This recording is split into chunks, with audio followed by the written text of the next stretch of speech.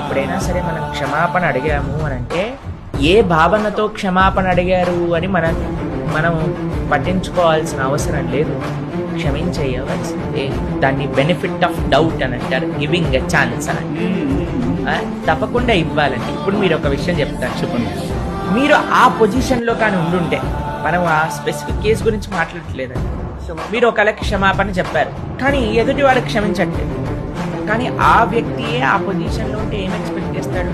మనల్ని అర్థం చేసుకోవాలి, మనం ఎందుకు ఆ తప్పు చేస్తామో తెలుసుకోవాలి, మనల్ని క్షమించాలి అని అంతే కదండి. కాబట్టి మీకు ఒక చిన్న కథ చెప్తాను, చెప్పండి.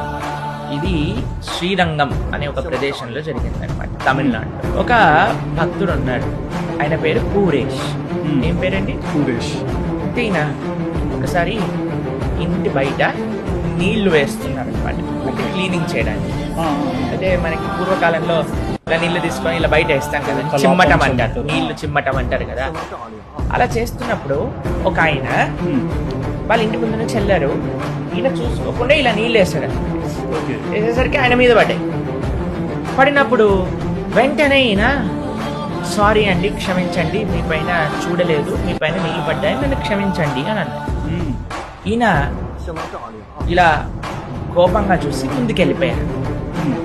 ముందుకెళ్ళిపోతే కొన్ని రోజులు అయిపోయింది, చాలా సంవత్సరాలు గడిచిపోయింది. ఒకరోజు, చాలా పెద్ద స్టోరీ, చాలా చిన్నగా చెప్పండి. ఒకరోజు ఈయన గుళ్ళో నడుస్తున్నారండి.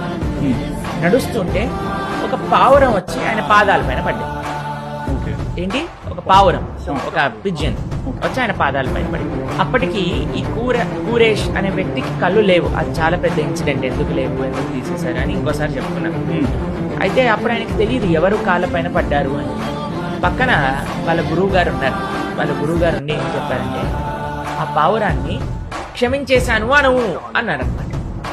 అయితే సరే గురువు గారు చెప్తున్నారు కదా అని ఈయన కూడా అన్నారు, క్షమించేశాను అని అన్నాక ఆ పావురం అక్కడ ఉన్నది హఠాత్తుగా అంతర్ధానం అయిపోయి వెళ్ళిపోయిందండి.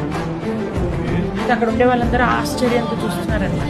వాళ్ళ గురువు గారిని అడిగారు, ఏమైందండి, ఒక పావురం వచ్చి ఈయన కాళ్ళ పైన పడింది, ఈయన క్షమించేశాను అనగానే వెళ్ళిపోయింది, ఏంటి అంటే అప్పుడు వాళ్ళ గురువు గారు చెప్పారు, ఒకసారి ఈయన నీళ్లు వేసినప్పుడు ఈయనని సారీ అడిగితే ఈయన సారీని యాక్సెప్ట్ చేయకుండా, క్షమించకుండా కోపంతో వెళ్ళిపోయాడు కదా, ఆయన జీవితం అయిపోయినా సరే ముక్తి పొందకుండా పావురంలా ఇన్ని సంవత్సరాలు వెయిట్ చేస్తూ ఉన్నాడు.